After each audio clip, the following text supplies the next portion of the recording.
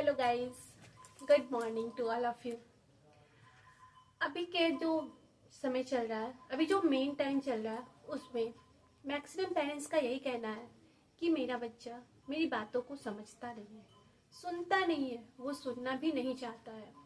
और ये situation I think maximum parents के साथ होता होगा। मैं भी पेरेंट्स हूँ, मेरे भी बच्चे हैं। ऐसा नहीं कि मैं ये वीडियो बना रही हूँ तो मेरे साथ ये सिचुएशन नहीं है, मेरे साथ भी ये सिचुएशन है। और ज़्यादा तो मैं यही कहना चाहूँगी कि कोई भी इंसान किसी भी सिचुएशन की व्याख्या या उस सिचुएशन के बारे में आपको तभी बता सकता है यदि वो इन सिचुएशन को झेल रहा है या उसने इसको झेला है। किताबों बातों या उधर उधर से ली गई बातों को वो उतने अच्छे तरीके से आपको नहीं बता पाएगा। इसलिए शायद आप ये मत सोचिएगा कि मैं ये वीडियो बना रही हूँ तो मुझे ये सब सिचुएशन हैंडल नहीं करना पड़ रहा है। ये सिचुएशन मेरे साथ भी है, इसलिए तो मुझे पता है कि मैक्सिमम पेरेंट्स के साथ ये सिचुएशन हो रहा होगा। देखिए होता क्या है, हम लोग पेरेंट्स हैं, हमारे बच्चे हैं।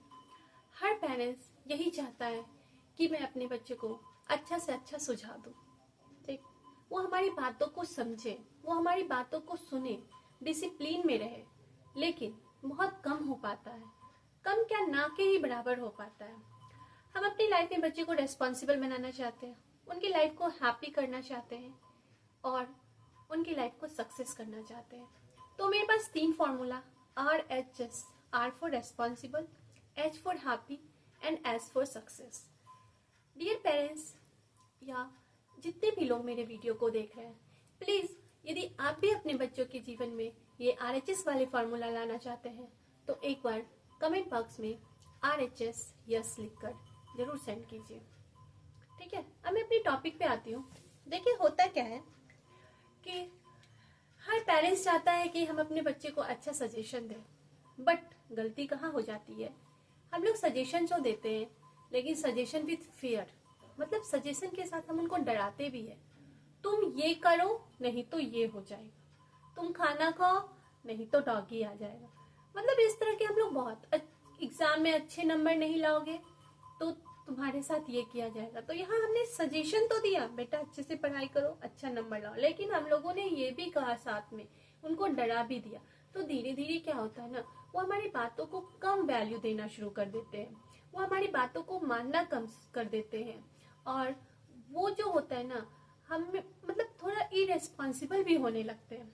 इसलिए बच्चे को आप सजेशन दीजिए, लेकिन सजेशन के साथ उनको फेयर मत कीजिए, उनको डराइए मत। इसलिए इसको बोला जाता है सजेशन विथ फियर।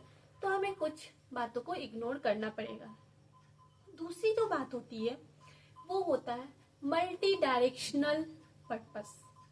मम्मी चाहती है बच्चे हमारे अकॉर्डिंग चले, पापा चाहते हैं बच्चे हमारे अकॉर्डिंग चले।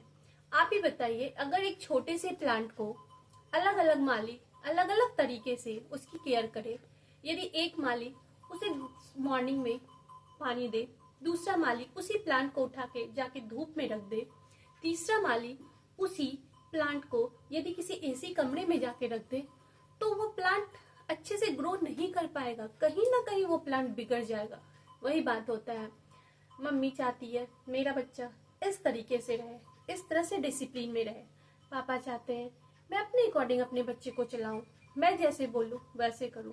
बच्चा बीच में फंस जाता है और कहीं ना कहीं वो भी बिगड़ जाता है और उसकी ग्रो बिगड़ जाती है, वो सही तरह से ग्रो अप नहीं हो पाता है।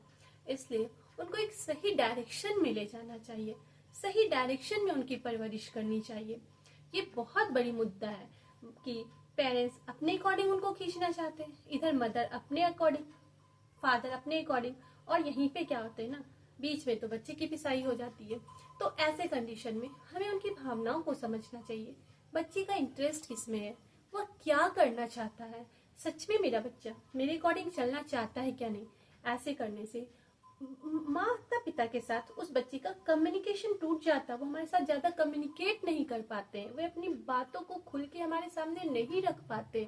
इसलिए कहीं ना कहीं तो हमें मल्टी डायरेक्शनल पर्पस नहीं अपनानी चाहिए, दोनों के साथ अच्छे से मिलकर उनकी बातों को सुनना चाहिए, फ्रेंडली बिहेव करना चाहिए, तब जाकर शायद हम अपने बच्चे को सही रास्ते पर ले जा सकते हैं और उनकी बातों को समझ सकते हैं। थर्ड है यस मम्मा यस पापा। देखिए होता क्या है ना, बहुत सारे पेरेंट्स ऐसे हैं, वो सोचते हैं हमारे ज़माने में एसी नहीं था, हमारे ज़माने में कूलर नहीं थी, हमारे ज़माने में मोबाइल नहीं था, तो हम अपने बच्चे को वो सभी चीज़ें दे दें जो मेरे बच्चे के, जो हमने नहीं पाया, जो हमें नहीं मिल पाया, वो मेरे बच्चे को मिल जाए। हर पेरेंट्स ये सोचते हैं कि मेरे से अच्छा वो, मतलब अच्छा सब कुछ ले, अच्छे से पढ़ाई करे, मेरे से अच्छी उनकी सुविधाएं हो, मेरे से अच्छी हर चीज़ उनको फैसिलिटी मिले, उन्हें किसी चीज़ की कमी ना हो। लेकिन कहीं ना कहीं इसी कंडीशन में बच्चा डिमांडिंग हो जाता है। वो जिस चीज़ की डिमांड करता है उसको तुरंत मिल जाता है, तो वो उस पैसे की, उस चीज की वैल्यू देना बंद कर देता है। बच्चा डिमांडिंग हो जाता है, वो उस सिचुएशन को बहुत थोड़े समय के लिए टॉलरेट करेगा, फिर खत्म। तो आप बच्चे को स्ट्रगल से करना सिखाइए, उन्हें कोई भी चीज संघर्ष से। हाँ, ऐसा मैं नहीं बोलती कि आप उनको हर चीज के लिए ही तड़पा दीजिए, ऐसी बात नहीं है। जो उसके लिए बेसिक नीड है वो तो आप देना ही है, उनका राइट बनता है ना, जितनी भी बेसिक नीड्स है भाई वो तो आपको देनी है। लेकिन कुछ ऐसी चीजें होती है जो उनके लिए एसेंशियल नहीं है, मैंडेटरी नहीं है, तो हम क्यों फालतू का उसको दें। उस चीज के लिए उसको संघर्ष करना सिखाइए, उनको स्ट्रगल करने के लिए सिखाइए।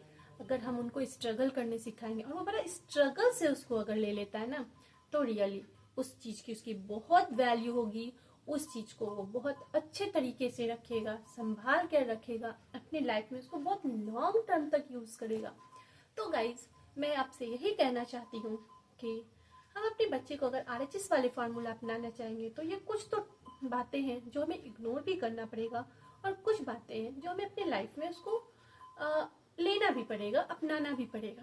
तो मेरा जो नेक्स्ट वीडियो आएगा उसमें मैं कुछ 5 टिप्स ऐसे बताऊंगी कि मैं अपने बच्चे को कैसे सही रास्ते पर ये multi directional purpose, suggestion with fair and yes no yes mamma yes papa वाला जो 3 फॉर्मूला है, इनको कैसे हम हटा के एक अच्छी टिप्स को अपनाते हुए अपने बच्चे को आगे बढ़ाएं। शायद ये छोटी सी वीडियो या फिर ये छोटी सी बातें हो सकता है हमारे लाइफ में हमारे बच्चे को चेंज कर दे।